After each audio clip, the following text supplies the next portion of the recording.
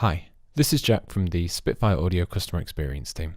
In this video, I'm going to give a demonstration of the LCO Textures library user interface controls. I'm going to start this video by looking at the textures grid.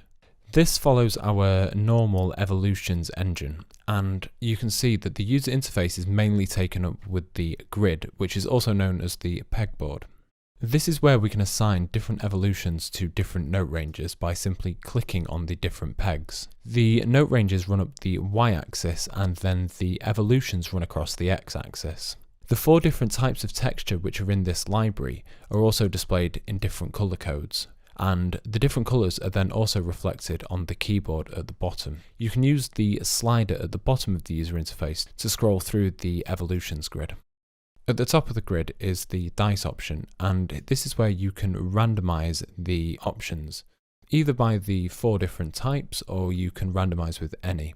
You can also do it with those visible to you or within a particular column. So if I was to choose one of the different types, let's choose ethereal, you can see that it only randomizes within the first category of evolution. Below the grid we have a further 3 controls per evolution.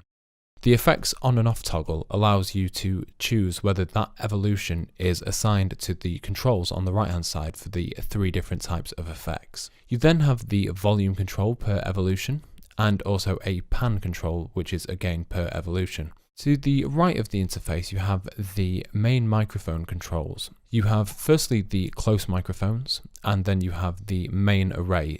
In this particular library the main array is made up of the outriggers and also the tree microphones. Then you have the room microphones and also a custom mix which is created by Joe Rubel. To the right of this you then have the 3 expression controls, which is dynamics mapped to CC number 1. Dynamics in this particular library is how you crossfade the different dynamic layers.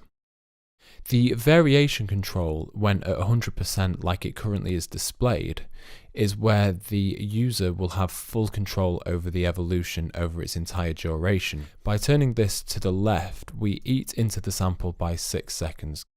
The expression control mapped to CC number 11 is simply a volume control which operates within the master volume of the library. Below the expression controls we have the ADSR, which stands for Attack, Decay, Sustain and Release.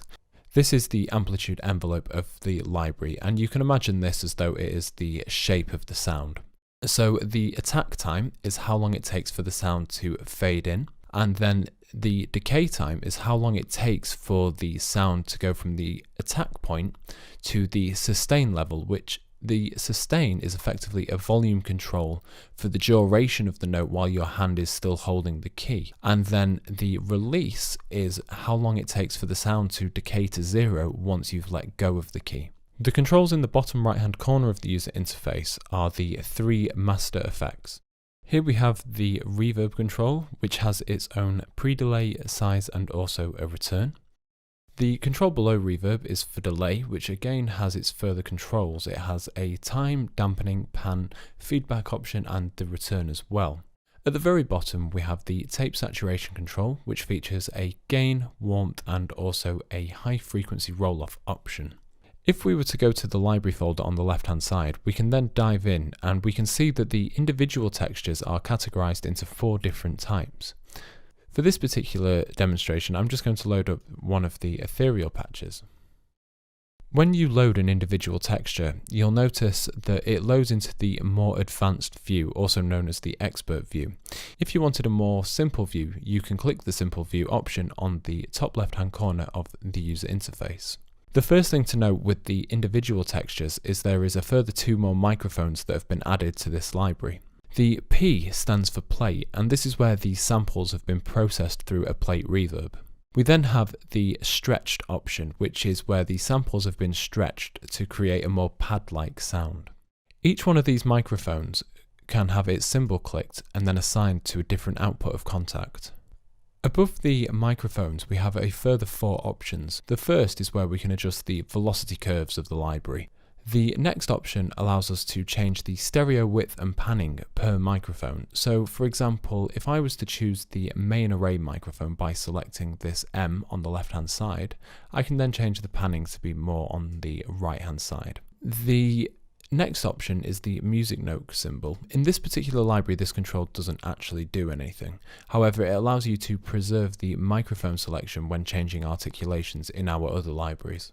The floppy disk option allows the user to reset mix settings, copy and paste them, or also load and save a mix preset which you might have curated yourself and is a personal favourite. To demonstrate this in action, what I can do is I can change and create a microphone setup, which, for example, let's say I really enjoy this particular array, and then I'm going to load in another patch, maybe from our Astral section. So I can then go to the floppy disk control and copy the mix settings, and from the floppy disk control on the second patch, simply paste those mix settings in the next section.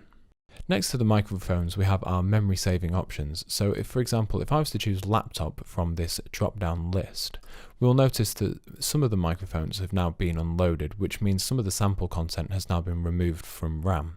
The Purge Unused button, when unchecked, will load all the necessary sample content into RAM. So, for example, now if I was to turn on the microphones, you'll notice that the memory at the top of my Kontakt window is no longer increasing. We then have a transpose option and also a CC map velocity function. However, in this library, the entire dynamic response is reliant upon the dynamics fader, so the CC map velocity control again doesn't do anything. To the right of the CC map velocities option, we have the round robin options. Again, in this library, these don't actually do anything. To the right of the round robins is the expression controls once more, which is where we can see the normal dynamics mapped to CC number 1, which is how we crossfade the different dynamics in this library. We then have a reverb toggle, which allows us to decrease the reverb or increase it, and expression mapped to CC number 11, which is the volume control operating within the master volume. Below this, we then have the amplitude envelope again, the ADSR attack, decay, sustain and release, described in the textures grid section of this video.